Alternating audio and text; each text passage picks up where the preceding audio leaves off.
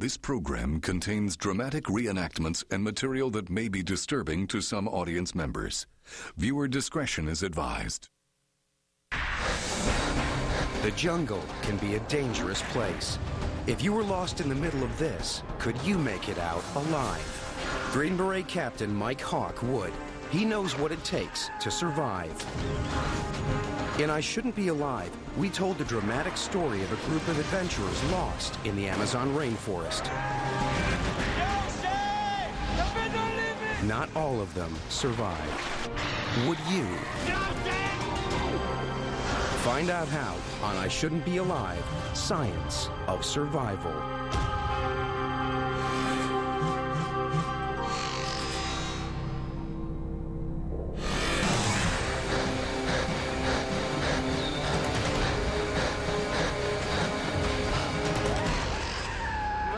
Can't do that. Kevin! I'm here!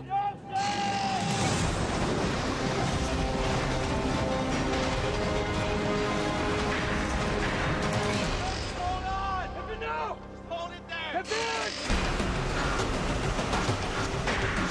Special Forces Captain Mike Hawk knows a lot about survival. He served 20 years in the U.S. Army, some of them in combat around the globe. Surviving in the jungle is his specialty.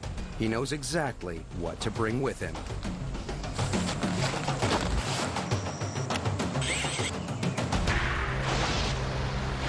So all this is the stuff that I've got in my rucksack, and it's ideally what I will take to the field anytime I'm going to be out trekking on my own. But when it comes down to survival, Mike can strip his kit down to the bare essentials. In his survival kit, Mike packs a machete and a knife, 2 water bottles, water purification drops, and a cigarette lighter, and a map. And Mike always carries 2 compasses for security. Sometimes you tend to doubt the trustworthiness of a compass when you're lost, so it's always good if you can look at 2 side by side and say, yeah, they're both saying the same thing, this must be the right way. And he never leaves behind a hammock, a mosquito net, and a poncho that'll keep him dry day and night. When it's all said and done, you can carry everything that you need to live off the land for pretty much as long as you want, right in a little pack about that big. All right, time to get dressed, get ready to go play. Now, the reason I wear this headband as opposed to any type of hat, I find that the hats always block a lot of my view, and I hate to have anything limited in my vision so I could see everything that's going on, whether there's some snakes or monkeys that I might need to hunt, or, just branches with thorns that are trying to stab me. So I use this to keep all the creepy crawlers out of my hair, keep the sweat out of my eyes, and give me a good field of view. Mike also wears gloves. The jungle is filled with barbs and thorns, and bacteria will rapidly infect even minor cuts and scrapes. It's not real sexy, but it is real practical. Mike has years of jungle experience and training behind him. But when adventurers Kevin Gale and 2 traveling companions set out to trek through the Amazonian rainforest, they put their faith in the survival skills of a European guide. Oh, lousy map. He told us that he'd been in the jungle numerous times. He was an expert in the jungle. So I had no reason to doubt his word. If you're going to go out with a guide, it's always good to check them out with the locals. And no matter what you do, whenever you go out, make a plan and leave it with someone so in case you don't come back, they know where to begin looking for you. The group headed into the jungle unaware of the danger that lay ahead.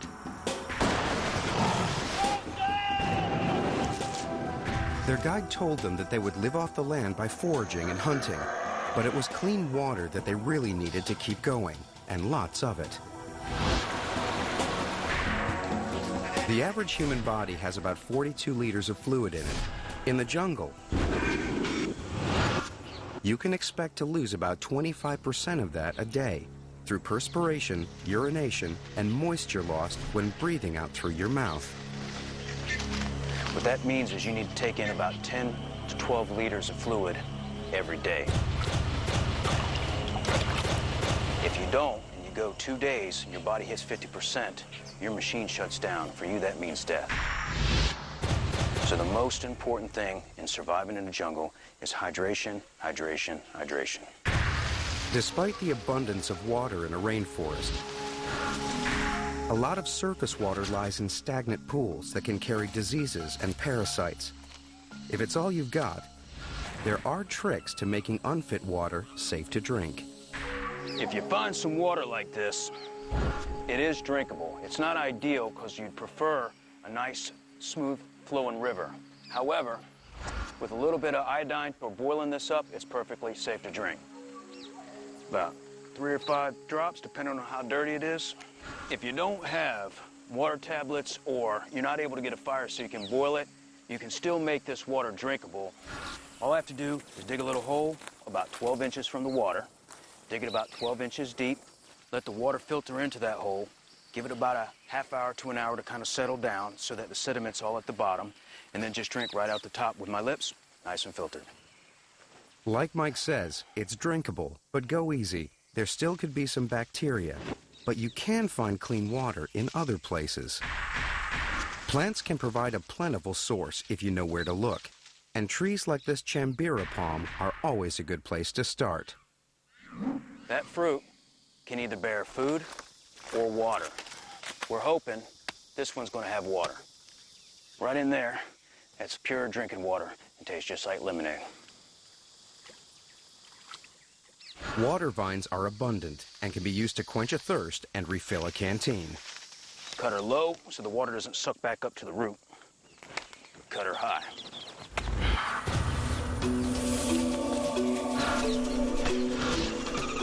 The jungle guide convinced the adventurers that they only needed to carry a few kilos of rice. For the rest of their food, they would forage fruit and bird eggs from the jungle around them. But how can you tell which plants are safe to eat? A good indicator are signs that other mammals, like monkeys, have been eating a plant or fruit.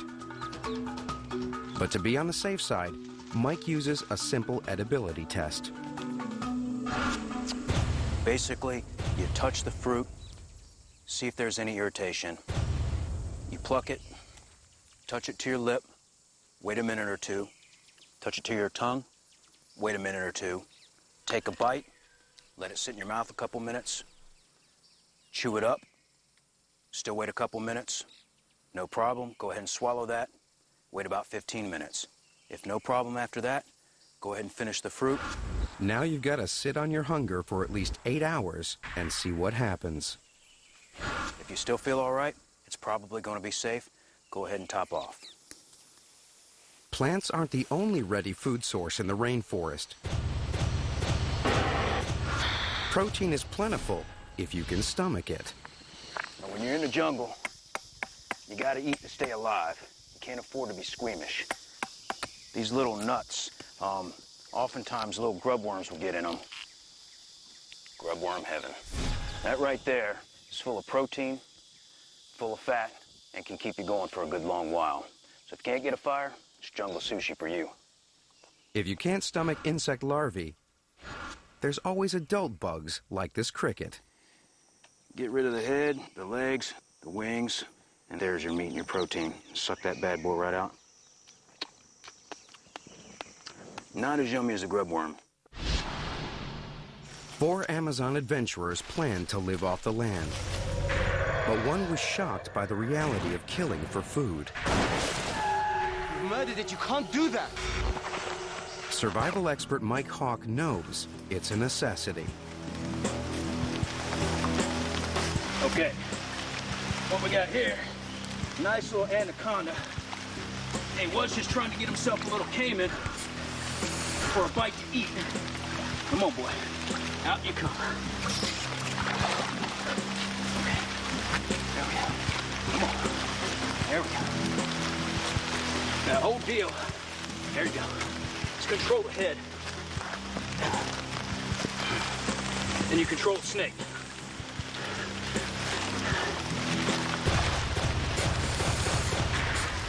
That's a lot of work. I wouldn't recommend you going for it if you're in a weakened state. But if you're feeling fit and your strength is good, it might be worth wrestling with this guy. But much bigger than this, I'd say let him go and find smaller fish to fry. Food. Don't be squeamish. The jungle is a pantry.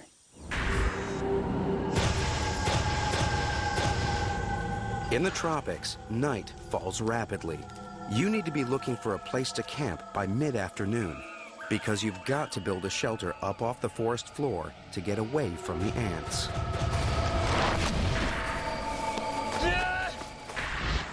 What I'm looking for in a campsite, 2 strong trees that I can string my hammock to, a nice clear area around me so I don't have to worry about so many insects and I don't have to worry about the critters getting too close to me. And another key thing is I'm close to the river, but also I don't want to be too close to the river, so if it pours down rain in the middle of the night, I don't wake up in the river.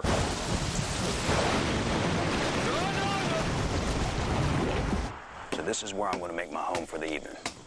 Right now I'm just making some notches in the tree so that it'll secure my hammock and I don't have to worry about it sliding down on me in the middle of the night. You want to get it so that it's about chest high, because once you get in it, it's going to drop down.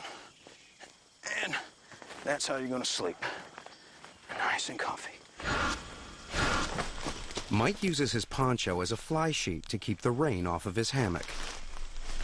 This is all you need to stay nice and dry. Protected from mosquitoes. Life in the jungle can be pretty good.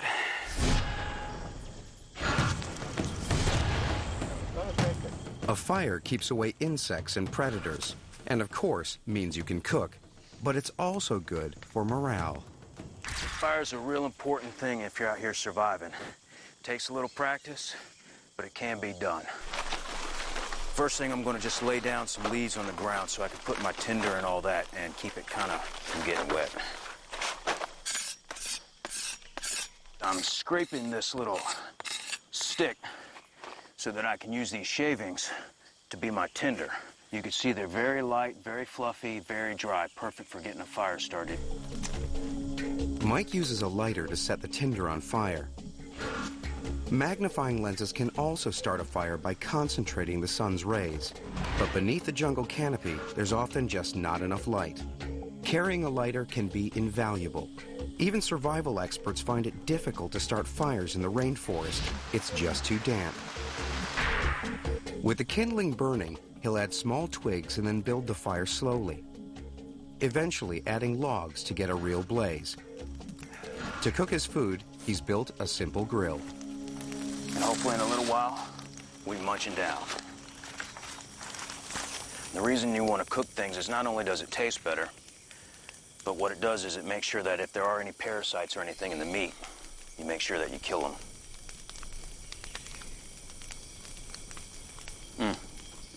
That's good eating. So what I'm gonna do is eat as much as I can tonight and get it in me. Mike cooks more than he can eat, so he can take the leftovers with him and have something safe to eat over the next couple of days. At night, in the jungle, new dangers emerge. Predators like jaguars come out to hunt. And Mike is smack in the middle of jaguar territory. It's getting dark, so I'm getting ready to jump in the rack. I'm gonna go ahead and leave my fire burning. Hopefully the smoke will keep away some of the insects and also discourage any big giant critters from coming and taking a look. All I'm doing is just making myself a nice little eye-poking stick just in case I do have a unpleasant encounter with a big cat in the middle of the night. But at least if I can poke them a little bit and let them know that this food fights back, hopefully he'll leave me alone and go and look for something else.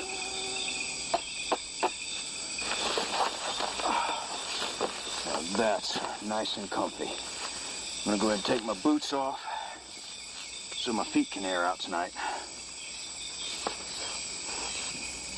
Now this right here is 5-star jungle hotel sleeping.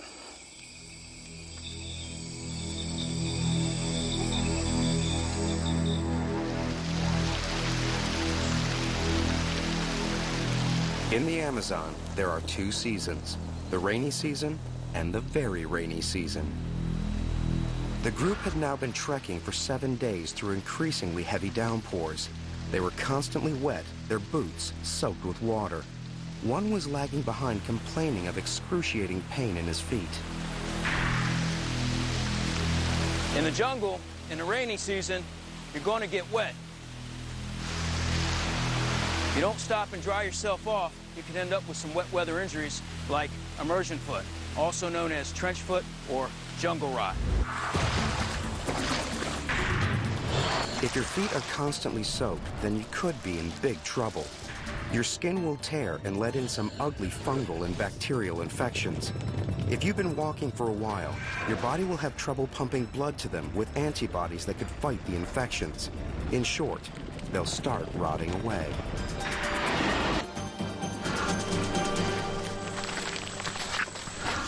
Now, right now, my boots are wet, and I've been walking a while, but my feet are just fine. I was taught a trick by the Vietnam vets. Stop a few times a day and air out your feet and ditch your socks. This will keep your feet as dry as possible and could save you from trench foot.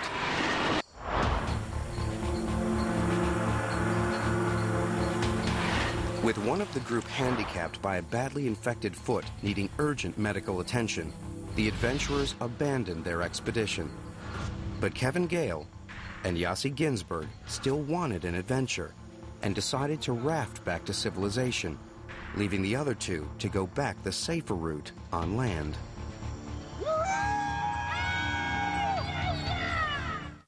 In the Amazon rainforest, 4 adventurers split into 2 groups after one man got trench foot.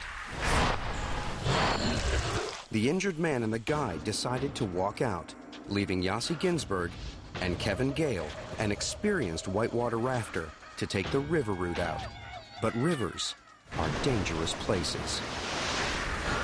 Once you get on the river, look out for rapids. If you see the water moving fast or it starts to get loud, or you see cliffs up ahead, which is going to narrow the river, chances are it's not going to be safe.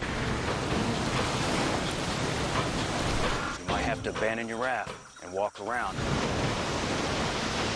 But by the time Yossi and Kevin realized how big the rapids were, it was already too late. Kevin made it out of the river, but Yossi was swept 2 miles downstream. Yossi, hold on! If you get separated in the jungle, you're in a survival situation. Just 2 miles can be a death sentence. you might know exactly where you are. And the big city might only be 20 miles away. But moving through this thick jungle, you're only going to move about 1 mile a day.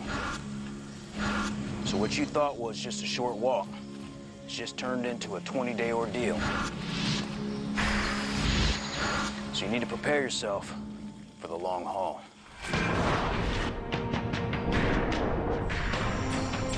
Yossi got a lucky break. He found the survival bag that should keep him alive for a few days. Kevin had almost nothing but the clothes on his back. But he did manage to grab the machete, the most essential tool for survival in the jungle. Mike's machete is based on a Malaysian type called a parang and is favored by special forces like the British SAS. It has 3 essential working parts. The point and front area used for incising and for slicing. The middle part here where it bows out is your heavy lifter for your chopping and your cutting. And then this fine curved part right here is what we use for our carving and our whittling. In the jungle, the machete is the most valuable survival tool. It's so useful Mike can survive with nothing else. No lighter, no water canteens, nothing. So far, I've had all the creature comforts at home for me. And tonight, just me and her. It's getting late, and without his hammock and mosquito net, Mike needs to think about a different bed for the night. Unfortunately, I'm still in the lowlands, which isn't ideal for a campsite, but I'm running out of daylight, so I'm going to have to go ahead and make myself a hooch. So tonight I'm going to be sleeping in a swamp bed. What we have is a swamp bed and an A-frame. The swamp bed simply has 4 little tripods of about 2-foot-long sticks lashed together and then spread out. You can use jungle vine to tie your tripods together, but Mike uses his bootlaces. 2 6-foot-long pieces of wood for your bed frame, then about 20 planks to give you the flat part. For the A-frame, all you have to do is 4 6-foot pieces in the shape of an A in the front and the shape of the A in the back, and then 1 6 to 7-foot-long piece for your ceiling structure. Lash them together with a simple knot. Lay a bunch of palm fronds down for your roof, and you'll be ready to go.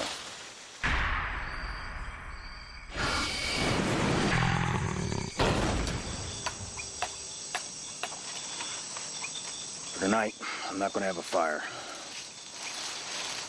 I feel a little bad because I don't have one, and it sure does make a difference. Just makes you feel a little warmer, a little more human. But I got a lot of experience starting fires with rubbing sticks. And as wet as it is out there, I would have spent a lot of energy and still probably wouldn't have been successful. At least I feel pretty good about my swamp bed because I know that the jungle floor is crawling with ants.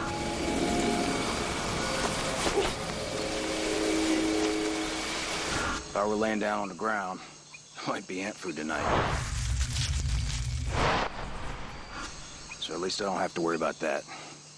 So I try to hang on to whatever good things I can. And that's what I go to sleep on. And then tomorrow's a new day, another chance to get home.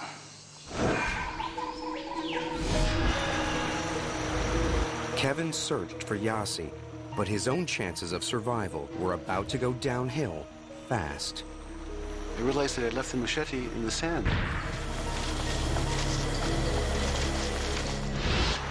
And I was very upset with myself. I had one tool, and I had managed to leave it. I really felt stupid.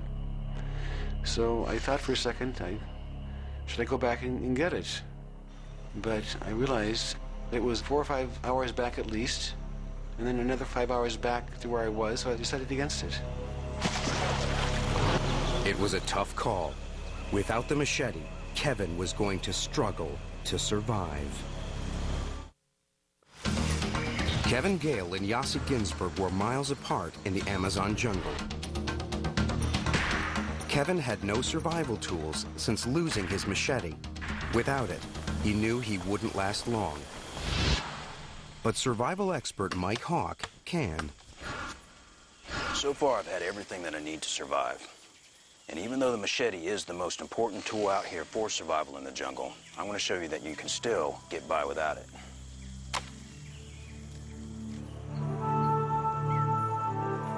Mike puts himself in Kevin Gale's shoes. Alone in the jungle without any survival aids. Kevin had been walking for 11 days. He was famished and had a bad case of trench foot, and there was a real danger of infection and fever. But even in the jungle, there are ways to stay healthy.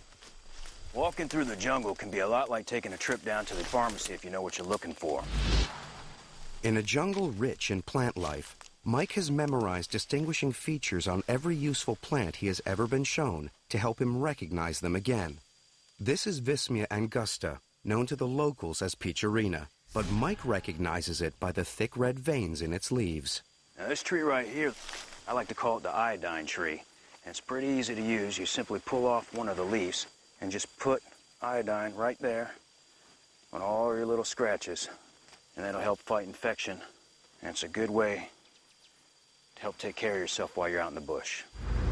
This is Ficus antihelmintica, the ohe tree, used by the locals for treating sicknesses like fever and diarrhea.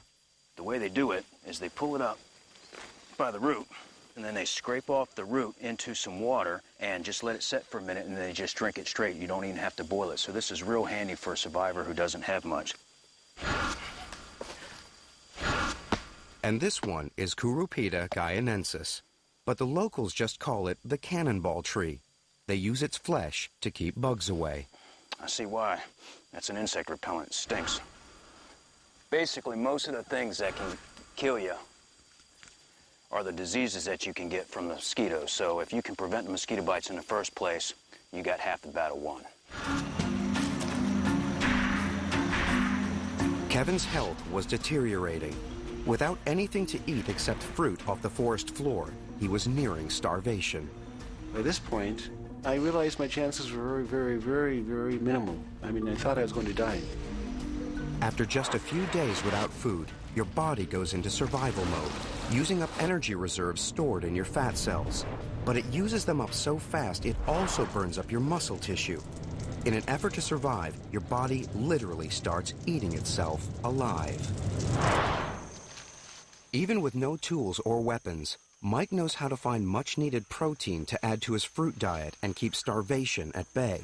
The secret is the root of a plant the locals call barbasco. Now, I've just been out in the woods gathering some roots that I'm going to use as a technique for fishing without a hook or net. You smash these up, you put them on a stick and you stir it in a part of the stream, and there's a toxin in the root, and that's what makes the fish float to the top. Stab them with a little spear, bring them home. Yossi Ginsburg had the survival bag, so he was okay for food for a few more days. Feeling strong enough, he hunted for Kevin. He thought all he needed to do was to follow the river until he picked up Kevin's trail. Kevin? I kept on walking along that trail. And then after hours, I see this footprint. It's a common phenomenon when folks get lost. They have a tendency to walk around in a big old circle.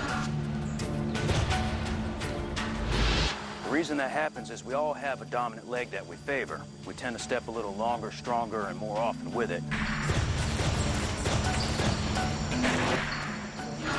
The way you counter that is you figure out what your dominant leg is. For me, it's my right foot, it's the one I kick with. And then all you do is when you come up to obstacles such as a tree or something, you simply take a step to the left instead of the right, and that'll keep you on the straight and narrow. The footprint was Yossi's own. He'd been wandering in circles for hours. The jungle can be very thick, and it can start to look all the same, but don't let it overwhelm you. Here are a few tips on navigation and movement. Now, you might not know which direction to go, but pick a direction and then stick to it. That way you'll ensure you don't go around in circles, and sooner or later you're bound to find a river, and that will get you home. That's my baby. To stay headed in his chosen direction, Mike uses a technique called dead reckoning. He picks a target as far as he can see in his line of travel. For me, it's that tree right down there that's fallen down. And walks to it. Then he picks out another in the same direction, checks back to the one he just left to ensure all three are lined up, and repeats the process. And that'll keep you on a straight line.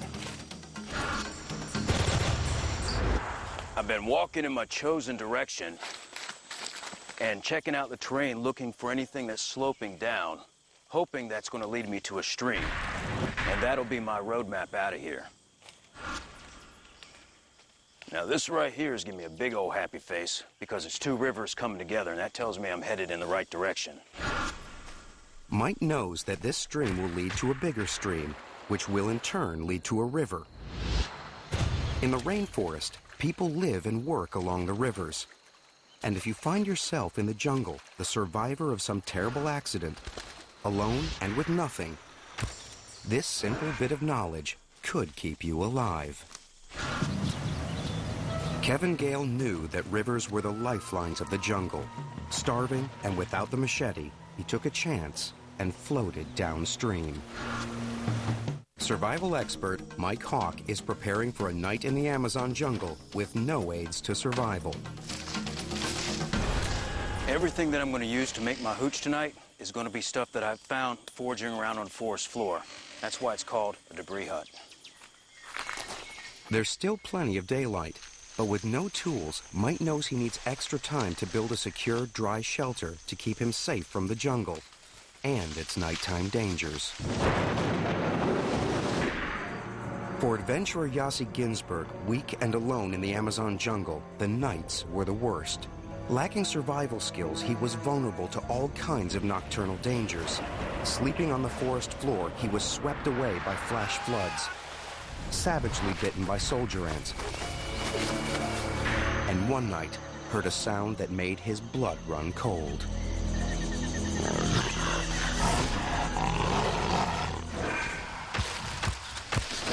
This tree right here gives me very good shelter on 3 out of 4 sides, so I don't have to worry about any big creatures coming up on me in the middle of the night. Mike gets close into the tree, right under its canopy for added protection from the notoriously heavy jungle rains. He makes a sleeping platform from logs to get him off the ground. This should keep him dry if water gathers beneath him. Throw some green stuff down for my bedding, and then just lay some sticks that I find laying about up against the base of the tree for kind of like a lean-to, and that'll pretty much be my shelter for the night. This takes some work, even though you're just picking stuff up off the ground. That's part of the reason why you have to stop and give yourself some time to make camp.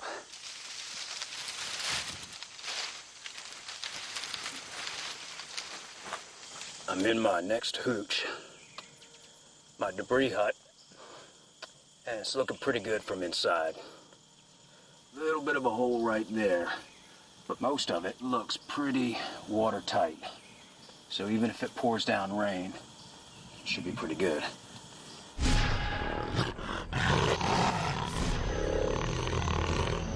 Yossi was caught out in the open, face to face with a jaguar that could kill him with a single bite.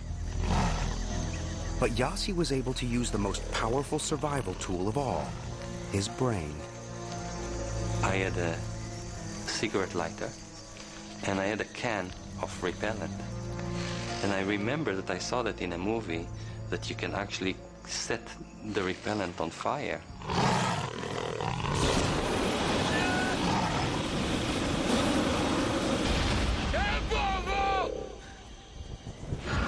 For most survivors, the nights are the worst.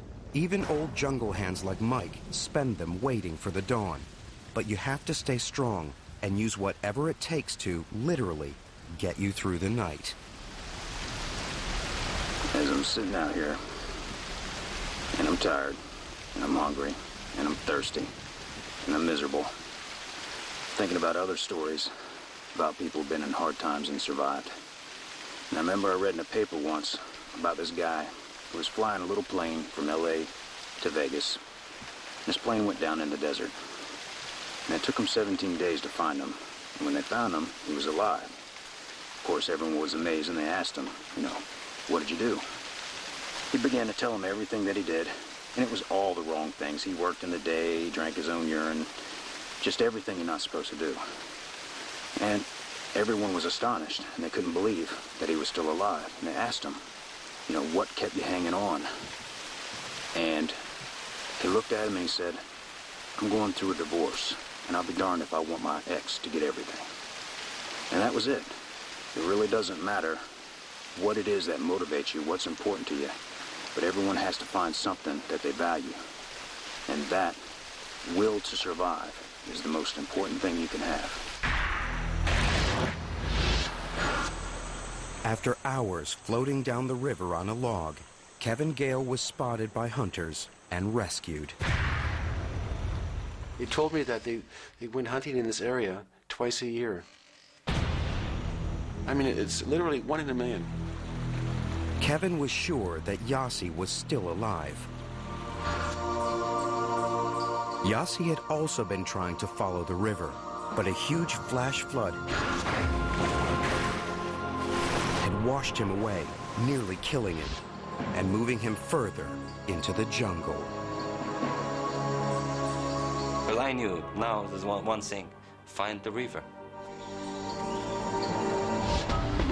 Survival expert Mike Hawk has spent another night sleeping out in the jungle with no tools in a shelter he built by hand. Now that was not a 5-star hotel night. Everyone imagines they know the dangers of the jungle.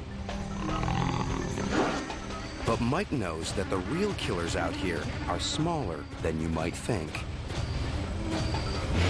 It was mosquito heaven out here. So I had to stay covered up. Couldn't even take my boots off. And I had to sleep pretty much underneath my scarf just to be able to breathe. They were that thick. The bad thing about the mosquitoes isn't the miserable itch fest that they cause, it's all the diseases that they carry. I mean, they're a jaguar, anaconda, caiman, piranha. It'd be a sad thing to survive all that and just to die from some disease. The bottom line is, a tiny mosquito is more likely to kill you than any other creature in the rainforest. After 3 nights in the jungle alone, it's time for Mike to pick up his kit and get out.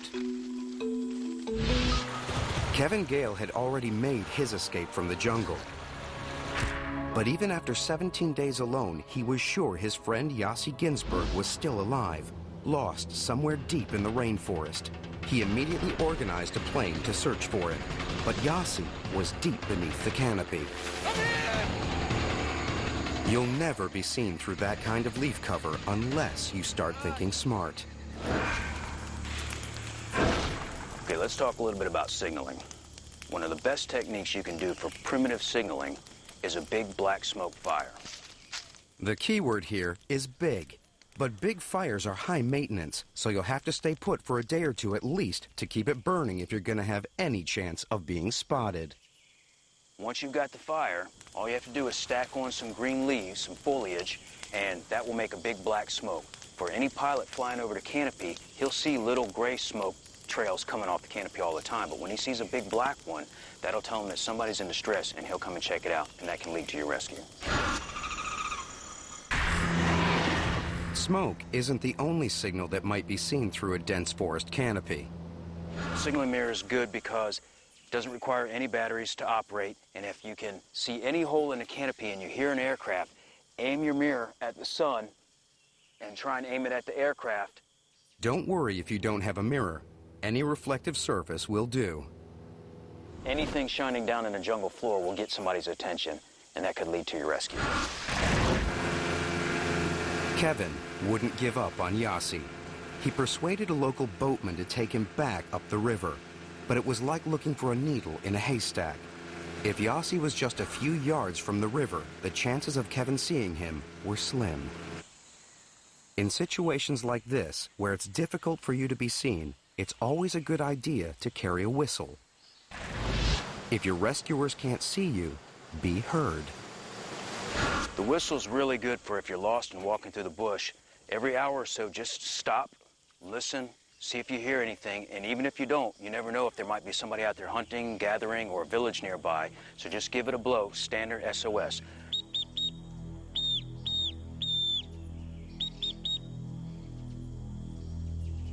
Do that 2 or 3 times every hour or so, and you might just get lucky and have somebody find you.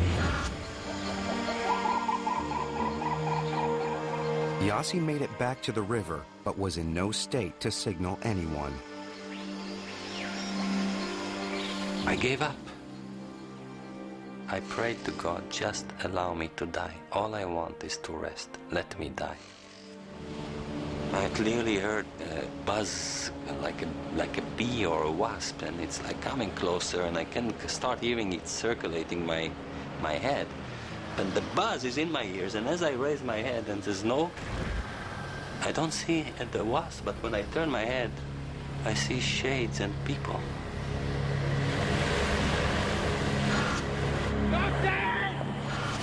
It was incredible that Kevin spotted Yossi, and it came not a moment too soon.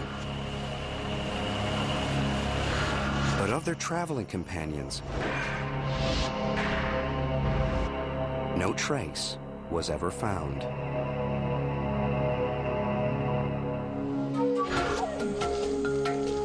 Mike believes that wherever you go, be prepared. With his full kit restored, he's well equipped to survive, thrive, and get out alive. Some advanced signal techniques that you can use are things like the handheld smoke grenade, or the handheld flare, or pistol flare.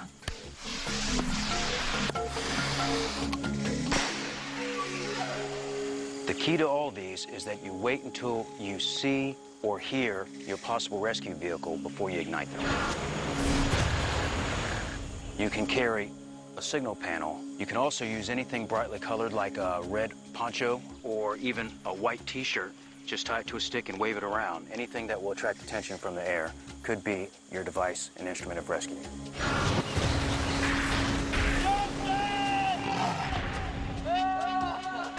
Yossi Ginsburg survived alone in the Amazon rainforest for 20 days.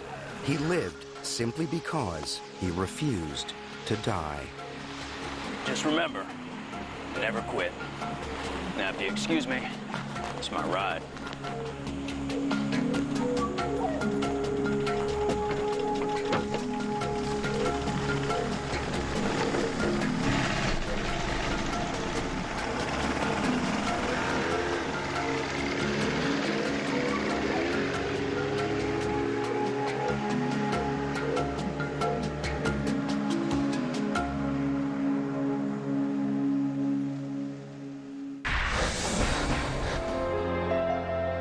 接下来，平凡的人遭遇恐怖的异常经验，他们无处可逃，鬼影森森接着播出。